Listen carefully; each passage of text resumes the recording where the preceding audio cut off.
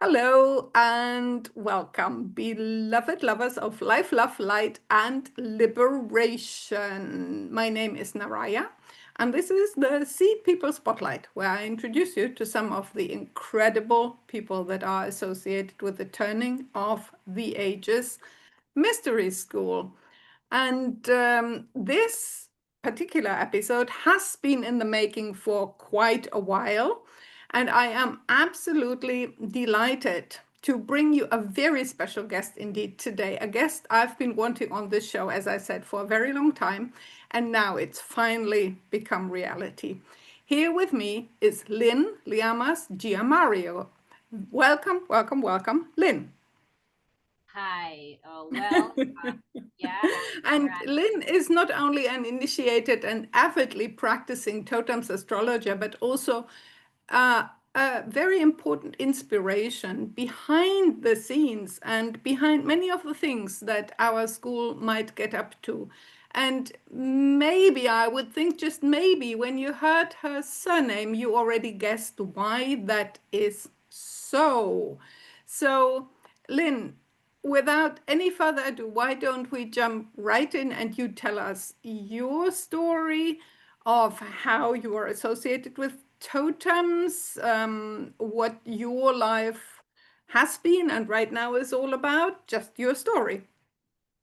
Okay, so yeah, I'm Lynn, Daniel's wife, and Now, well, there it's out.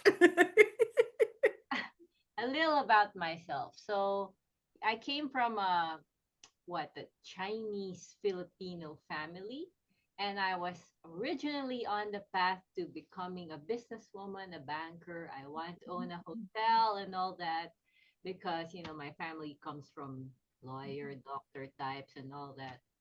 But interweaving with that matrix path, what I call it, was my Aquarius moon mom. Thanks to her, attending these courses for crystals and astrology and all that.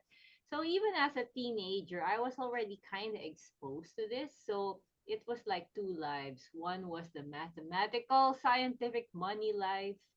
I had my first bank account at 7. I was the youngest one, but I was so happy. Felt like a Capricorn moon, a real Capricorn. But, on the other hand, my dad would buy these books. I started first with Chinese astrology. I memorized the whole thing. And then I was into runes and all these cards and all that. But anyway, so I went to college, business management, blah, blah, blah. But somehow, thanks to Pluto to my Capricorn moon, things didn't work out. so, so anyway, um, I eventually, by Saturn return, decided to change my path. And because of all my health problems, I delved into organic farming and I gotta heal myself. So Saturn return forced me actually to change that path because things were really not working out. By the way, even before meeting Daniel, I was already into astrology, but of course not his version.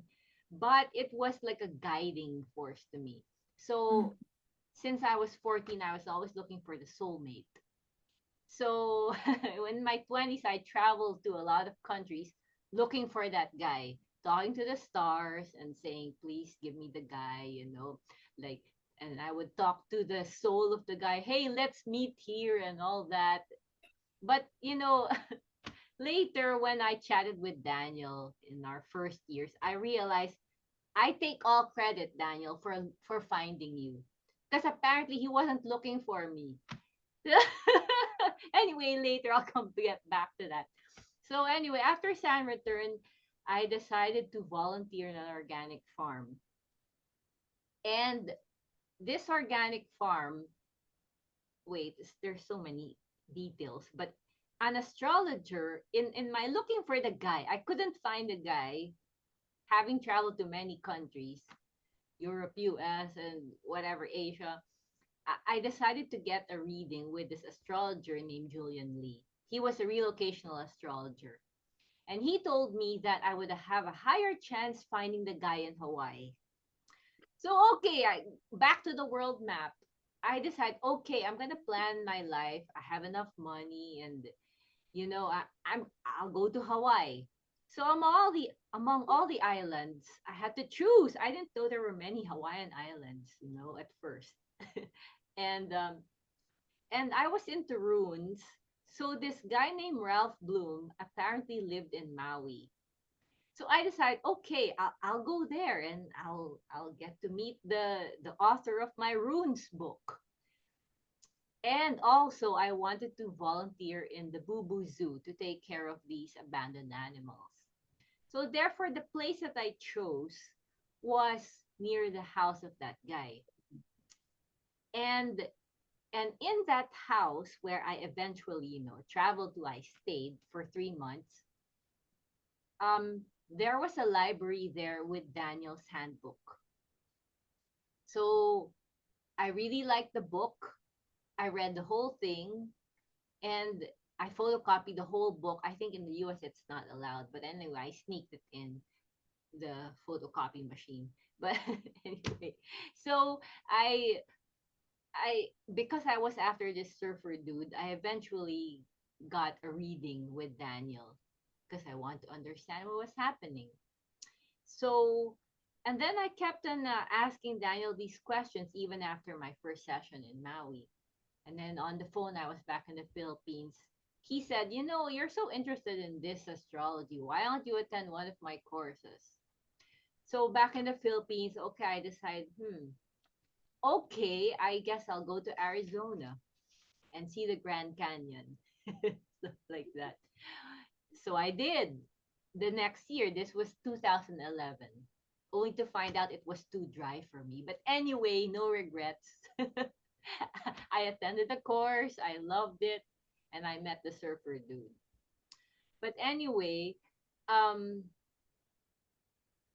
I went back to the Philippines after the course, and then I was in Neptune Mars. By that time, I already had of course, my first course, so I kind of knew about the timeline.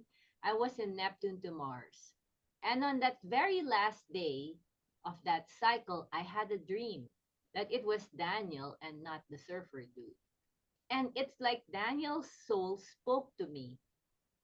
Of course, Daniel didn't know about it, but I just knew, how in dreams, it's this person. So when I woke up, oh, what's this? It's Daniel and not, because, when I had my reading with Daniel and I attended the course, there was really nothing between me and Daniel. It was just student teacher. So anyway, I had a dream and then I decided to email Daniel. Hey, like as a student, I noticed these things in our synastry. What does this mean? And they were like that many. um it's different when you look at a chart just like in a neutral way versus you have some romantic motive. So through that lens of this might be a potential partner, then I realized there's so many connections. What's this? So I wrote to him. He didn't reply for a while. He was in Ireland at that time, and I was thinking, oh no, he probably got mad at me. Like, who's this young Asian? Like what the heck? But apparently he was busy, so he didn't get the reply right away. But anyway, he eventually replied. Then the email started, and then he said, hey, after a few weeks of emailing back and forth, we did it the Capricorn Moon way. He said, okay, let's see, why don't you come visit me in Hawaii? He was on the Big Island at that time. So I thought about it for a while and decided to take the risk. And okay, so I bought my plane ticket and all that and arranged a house where I could stay, not with Daniel, but in a house far from his house in case it didn't work out. So um, then we met, and ever since that was June 2011. Ever since that time, we've been together. So Mm. after being with him for 3 days, we decided, hey, let's get married in a year. It's just that simple. and any one of us can back out. He said it's called hand fasting. So I said, "Oh, really? Okay, as long as I can back out, then I guess I'm safe." so so we did that. And that's basically how, aside from, of course, the events that I didn't even say all the details, but I had a list since I was young of the things that had to be, the qualities of the guy. And of course, one of those was he had to believe in astrology. So thanks to my Mars in Mars in Leo, Regulus, which means the royal astrologer. I did get my royal astrologer. So it's kind of funny because my life, me and Daniel, the way, of course, we live every day is really, we live astrology. We talk astrology. Everything is astrology. It's not like it's the only thing. It's just that we really use that language. So Hmm. yeah, so basically how I found out about Daniel and the astrology. That's it. Well, that's great. For me as a Libra moon, this is obviously a most romantic and heartwarming story. And at the Right. same time, it really shows that if you really use this type of astrology, you can discern so much because, as you said, there wasn't initially that kind of emotional volcano spark or even any emotional spark from any of you. You were approaching this quite rationally as a Capricorn moon would, right? Yeah, how do I do this? Here I have my list, and this is what I do. Okay, yeah, okay, this might be the area. You Well, really, of course, some people would find that corny, the Libra types or the Taurus type. But me and Daniel are both Capricorn moon, so before we met, it's like, okay, what are your habits? What do you eat? Do you snore? And I don't want someone noisy and all that. Like, what are your non-negotiables? So okay, and then so once yeah. that, okay, the minimum is fine. Then okay, let's meet. Great, great, great. No, I love that. Anyone who is not in that category can learn a lot from that approach because I think it just establishes really a basic sense of whether there actually is compatibility. Because, if those things, someone wants to live on an organic farm in Hawaii, let's say, for instance, and someone says, no, I need the big city, already that's not working out, right? And if Yeah, you establish these baselines even before anything else happens, you already have done very substantial relationship work, and that's really amazing. yeah. Wow, that's really a wonderful story. Yes. Oh yeah, when I said a while ago, I take full credit for finding him because while I was busy, going around the world and looking for the guy, he apparently he told me in one of our first chats, "Oh, I have Venus in Virgo. I'm happy with the mountains and the lakes and nature." So I told him, and I was just a student then. I said, "Wait a minute, I thought you were Libra rising." So it's so funny because when I said that, there was like a long pause, and he was thinking, "That's true." And then after a while, we decided to meet up. He invited me after a while. Maybe there was some truth to what I said. Mm, So mm. yeah, yeah. Anyway, Yeah, of course. I mean, that is also something where I feel we really need each other. And I think you did a great job there by pointing that out to him because where we have the greatest vulnerability, we also have the greatest blind spots. And mm, even if we know our charts inside and out, we still sometimes don't see in our own charts the absolute obvious that to someone else trained in this paradigm would be absolutely clear, crystal clear, and say, excuse me, like you did. That's amazing. And also your confidence there is quite admirable, to approach the king of astrology and then even to tell him, hang on, is that one not in your chart? Hmm. yeah, yeah. But I said it in a really objective way, just like chart analysis. Exactly, as Like you would that. as a Capricorn moon. So Mm. that's wonderful. I mean, what I'm hearing from you sharing your story is really this essence of you live, you breathe, you talk astrology. And I believe that is true for each of you individually and then together as a couple, because we have had a few personal interactions, you and I, where I also always was fascinated immediately.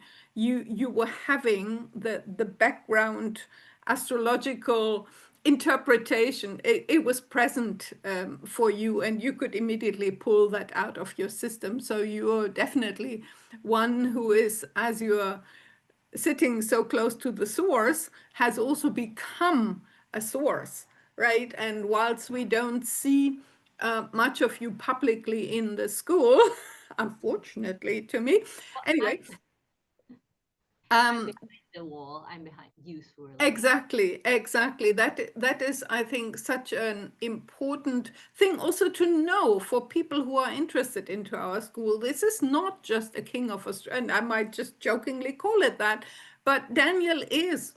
I always say I work with a school of astrology that was founded by one of the longest standing astrologers alive on this planet today. And we can, happily call that a king of astrology. And so, but it's not only that, there is also a queen in the background, if we want to keep it to that analogy. And, the ancients, it always reminds me of uh, Credo Mutwa, Wuzamazulu, the Mhm. Zulu elder who said, no decision in the tribe would be made without consulting the queen and the council of elders. And in a way, you represent both, because obviously the Capricorn is the archetype that is the council of elders as well. So that's really wonderful. Yeah, it's a bit tricky because I also live astrology, and I'm always trying to do inner work in the sense of, am I doing this from a Capricorn moon control, control what motive, or am I just wanting the best for Daniel? So I'm always having that question. And we had a few challenges in our first year, not really big. We never really have big fights, thankfully. um but at first it was two Capricorn moons, two generals, as he would say, I'll do this, no, I'll do it. We had that problem for a while. But yeah, and I would say at first, I when I was still more Capricorn moon, because I'm now towards Taurus Virgo. But during the first year, I had a lot of ambitions actually. Like, I'm gonna do this for the school. I'm gonna take charge of the website, which turns out I'm EF sensitive, so I hate computers now. So that got ditched. And then, okay, I'm gonna make a second handbook with Daniel, and then that got ditched too. But so it's how I am more involved with the school is not really with the teachings, yes, indirectly, because we talk about topics with Daniel, but more of, to be honest, my priority is actually Daniel more than the school. And like Daniel's health, and Daniel's, when he doesn't sleep, I don't sleep because it just the insomnia, and then I'll of course have to wake up and all that. So that's kind of the way then when he's stressed, then I'll also be stressed, like the shock absorber, and all that. But that's basically how I try to support Daniel. If I thought about for a long time, should I be more involved with the school, because my Capricorn moon was feeling guilty, like, oh no, I'm not doing this, I'm not, I thought I was going to take care of his website. But then I'm really bad with computers. But then I realized, if I did that, if I had that role, it wouldn't really be the best for our marriage, because knowing me in my old self before Saturn returned, I would actually not have time for Daniel.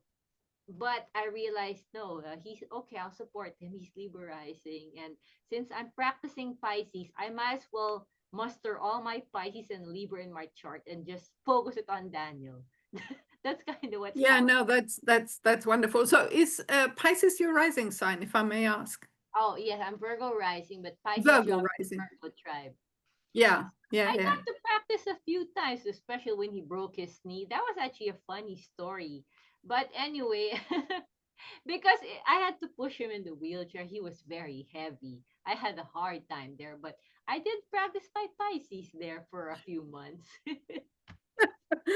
Yeah, and it's also lovely because that it's not only then a king that gets the support, but with the Virgo and Pisces axis is also the priest and priestess, where I feel personally that really the sacred masculine, the sacred feminine, they do need to be a whole.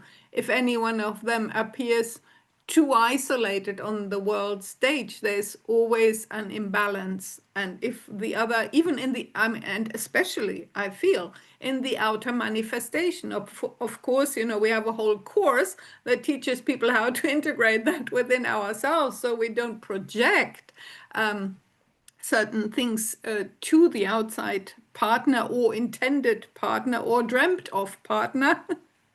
Oh yes, talking about projections, of course, Daniel has Saturn to his Venus in Virgo. And especially during our first years, I tried to train him. Oh, that's there. There's that Saturn. So that's partly why he's called the chuckle. Because the goal was to always make him chuckle. The goal was to make him happy.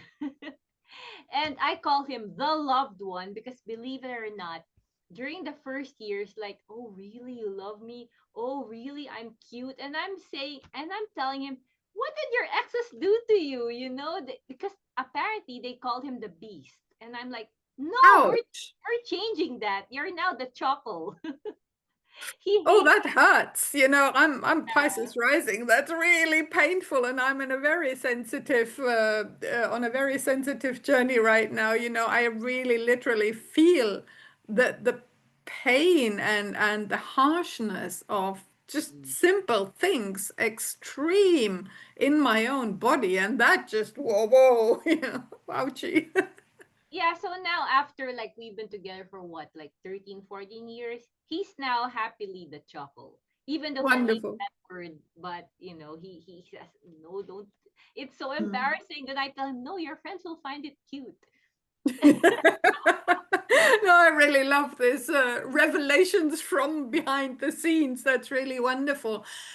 But apart from that, Lynn, I happen to know that you're also an avid researcher and student, I would say, and have an avid interest in both world affairs and what you mentioned it even in your first sentence, I think something about the matrix agenda or something like that you said, and also a student of the work of Steiner, which also has a great impact on this paradigm, even though that's also it's sitting somewhere in the background. Daniel mentions it often in his writings and when he does vlogs or anything in his teachings.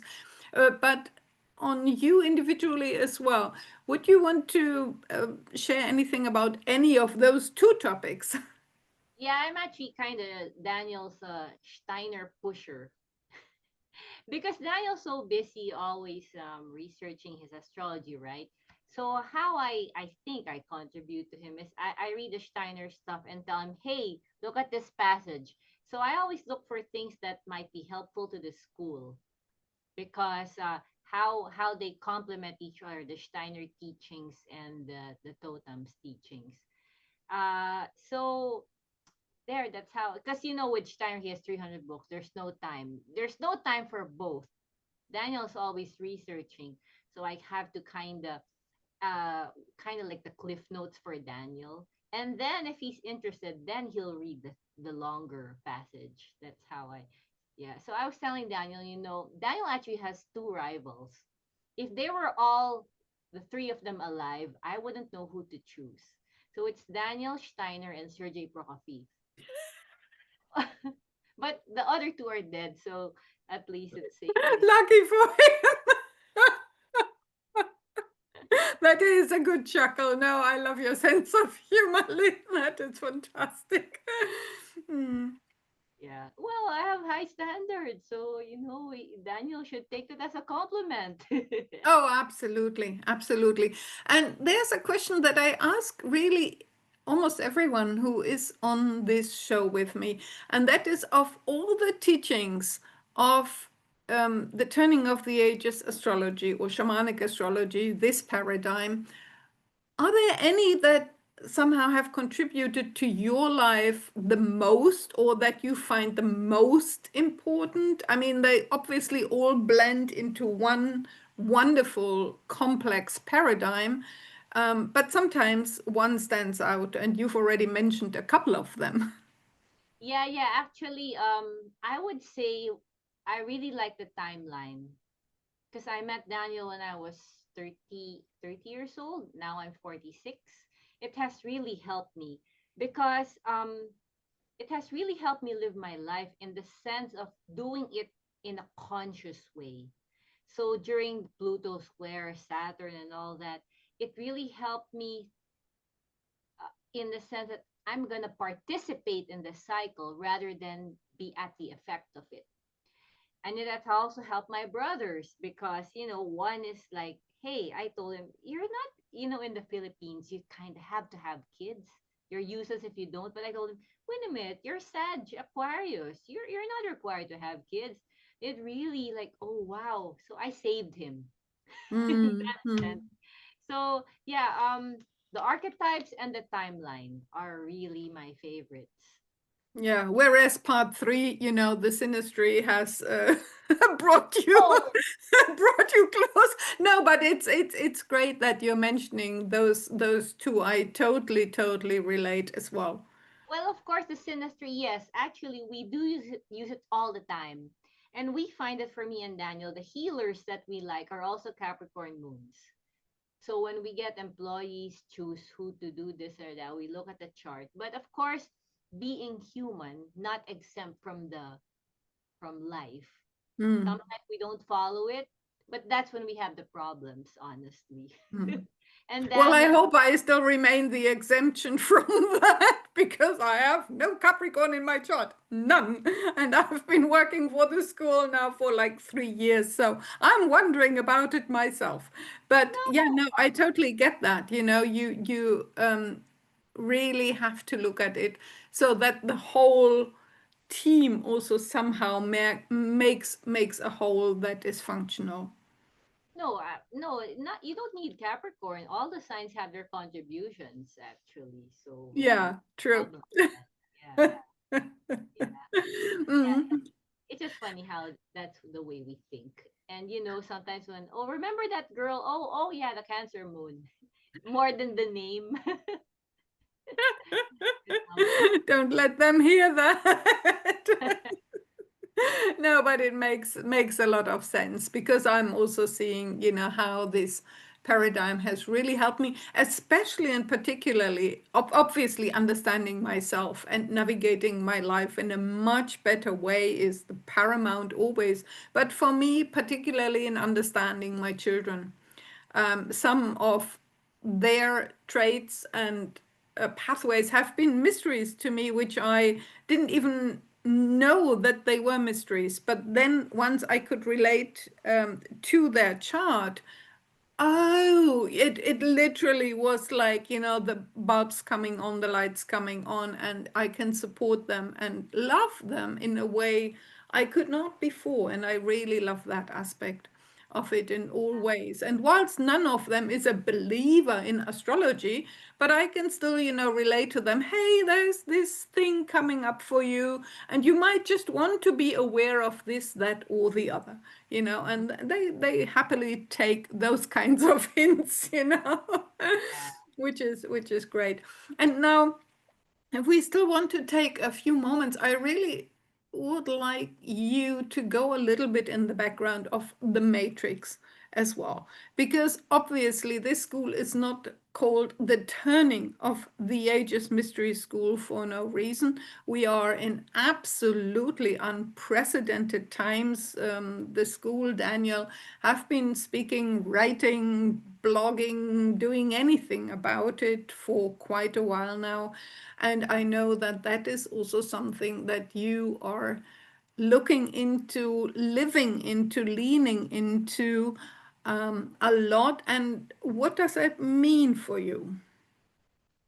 In terms of the matrix, I think how our version of astrology helps people is, first of all, finding your I, the I am. Who are you? Who, what archetype are you? Because mixing the astrology and the Steiner work, what is really important nowadays is to really know who you are individually in the midst of the society, the community. Because with Daniel's teaching, the basic first reading, the natal chart, if you really know who you are, then you have a firm foundation of how to go north, east, west, south, then you always go to that center. And so many people nowadays are unstable because they think, as they say, be your chart, everyone else is taken. So if you really know who you are, then in a sense you make the right decisions because it's authentically what you were born to do, rather than you trying to live someone else's. And then it's a long way. So how I like Daniel's astrology, it's like a map that makes people not have to take the long way. Point A to B, do this. We don't really have that much time, on Earth to save the world, kind of like that.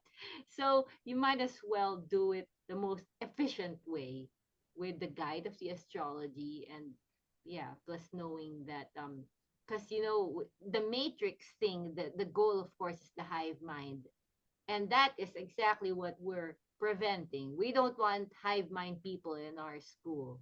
We want individuals who, the 12 signs helping each other, because seeing all the Yeah.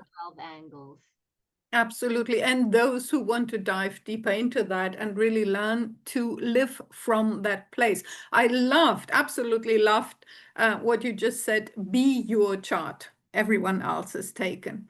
And every other chart is taken as well. So, as we often recite is Raja's quote. Is it Raja or Jung?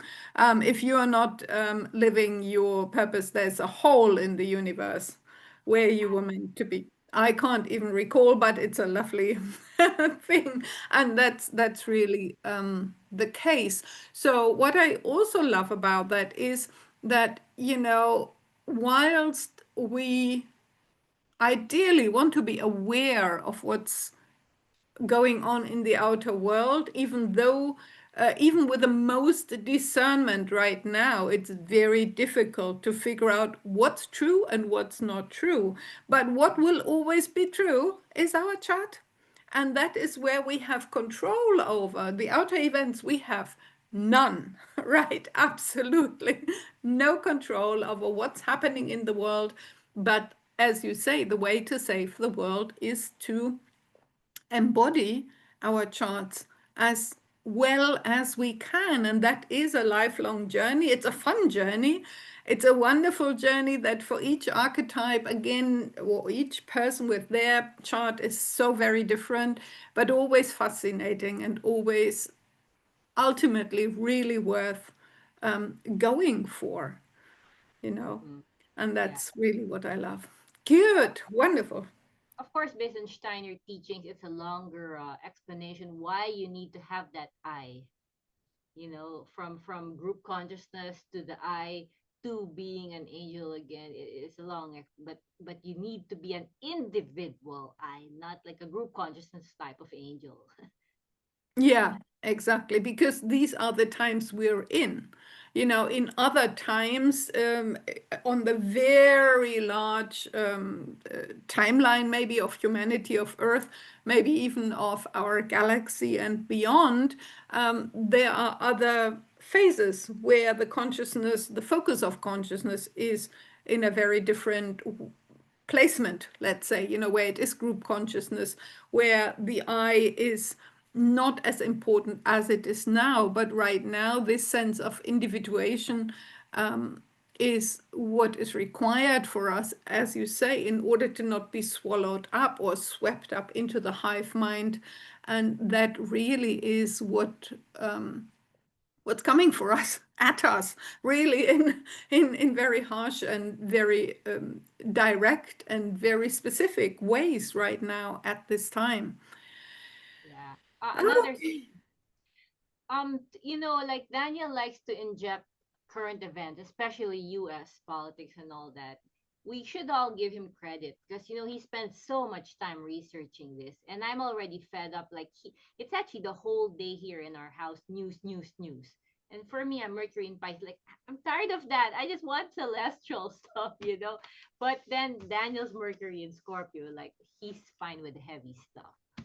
But we must give him credit in the sense that he really works hard to make sure that it's correct what he's saying, and that it's actually complicated. He has to know a lot of things to be able to guide the people towards a certain direction, because as Capricorn moons, he says that it's a responsibility. How am I going to lead the group if I don't know the whole picture? So yeah, so anyway, just saying. Yeah, no, I totally agree, that, but it's also, I think it's maybe part of the predicament of Capricorn Moon to do so much, to hold so much together for potentially so many people, and yet not really being given the credit for it. And I think that is always a sore spot for wherever I have seen it with Capricorn moons. It is a sore spot because obviously we do have a human need to be acknowledged for our contribution. There is no question about that. And especially with Capricorn moon, I often find that that's just not happening. Your work Yeah. is being taken away from you. You're not being credited. You write an article, it's almost verbatim stated somewhere else. Oh, and I notice because I edit and publish all these articles, then I see it elsewhere and I say, excuse me, I just 2 days ago I published this. That's Daniel's article, not the whole, but just a paragraph taken out of it. All those kind of things, they happen over and over again. Yeah. Yeah, well, as I joke to Daniel, because he has a fair number of followers, and I tell him, at least you have that. I have Pluto to my Capricorn moon. I'm not even trying. But anyway, as we try to apply the astrology. So get over it. You have Pluto Capricorn moon for a reason. So that's how Yeah, it. absolutely. Absolutely. That's the thing. Again, looking at your chart, you have different directions that you're being pulled in from the directions that he is being pulled in that might, enhance this particular predicament. And for you, it's rather being pulled away into completely different directions that are more of the trajectory of your life where you're leaning into, rather than, as you say, keep focusing on the good old Capricorn moon that you can always revert to when times get rough. And we all can always go to our moon when times get rough. Well, I have, at least for my Pisces Virgo, I have a good practice person, which is Daniel. So, it's like a traveling nurse with him. So I get to try the healing modalities on him. How do you heal the knees and all that? Yeah, I'm surprised because, from non-householder lineage. I've been a monk many times apparently. Yeah, Daniel's really a good in a sense. I call him the instant husband because I didn't have to practice anymore. It's just that we are fine with each other every day, like it's just living easily with him. Mm-hmm. Very No, priceless. that's wonderful. Okay, Lynn, is there anything else that you would like to add? I mean, I absolutely enjoy this conversation. I could ask you many more questions, but I know you're not a fan of being online for any length of time for various reasons, one of them being health reasons as well. So I won't keep you for ages and ages. But is there anything else that you would like to add? Maybe, one of these months or weeks, we could have a part two because, in terms of the funny things about Daniel, because you'll be surprised, he's such a genius with astrology, but there are many things that, like, what? You don't know how to do this? Like, oh, wow, really? It's kind of funny, actually. Which makes him human because people sometimes think he's the wizard, but he's just a little boy, actually. I'm very lucky because I got a boy, a husband, and a grandfather all in one. And an astrology wizard. I mean, honestly. Right. So I don't even need a son anymore. I have all the three in him. So I'm very happy. Mm. Wow, yeah, I would love to have you on for a second reiteration of this. That would be absolutely lovely. And just maybe to round off, is there, if there was something, a message or some kind of transmission that you had for the seed people, so the people who really feel aligned with this paradigm and with the idea of seed people, and as always, if you for our audience, if you haven't yet heard about the Seed People concept, I always put the link in the description below. It can be found on our website, what we mean by that. Mhm. Yeah. So if you had any kind of message or transmission, what might that be? Seed people are really needed nowadays because in this Earth's transition, it's like a microcosm of the macrocosm. We need seed banks, and make sure you're in a non-GMO seed. Because when the Earth, whether literally in our lifetimes or not yet, we will need seed people to begin the new phase. Because Daniel told me that the reason why America was having problems is because in the, I think, 1700s, when the people from Europe were, or I forgot where they were in the boats going to the US, there were no old people, only Yeah, young it people was, could survive the especially. voyage. Yeah. Hmm. So that's why there's, if you try to like, oh, I need old American teachings, you won't really find it other than the Native American ones, the ones who are already there. So what I'm saying is, we need people with this certain knowledge to start the new ones. Yeah. Quite frankly, I am not very optimistic about the very young generation. I don't know what kind of world would be if it was just to them. So with this group, at least the totems group, be like a candle to the people around you. You need just one candle to light 12 other 14 other candles. Tell them who they really are. Remind them remind them that remind them to stay human, and remind them to really be who they are, because that is what will basically, that's what's needed for the next stage. Yeah. Yeah. And also, um what else? I lost my thought. Never mind, next time. I'll write it down. Well, I think that was a fabulous transmission. I really love it.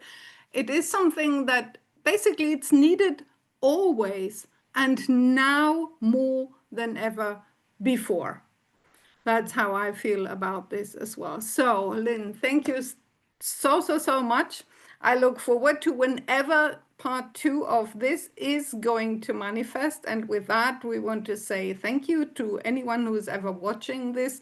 We're absolutely delighted with you coming back again and again, maybe watching some of the other YouTube videos that the school is publishing, and hopefully, obviously, subscribing to our channel if you haven't yet done so, and maybe paying a visit to our website where you can find out everything you would possibly want to know about the Turning of the Ages Mystery School.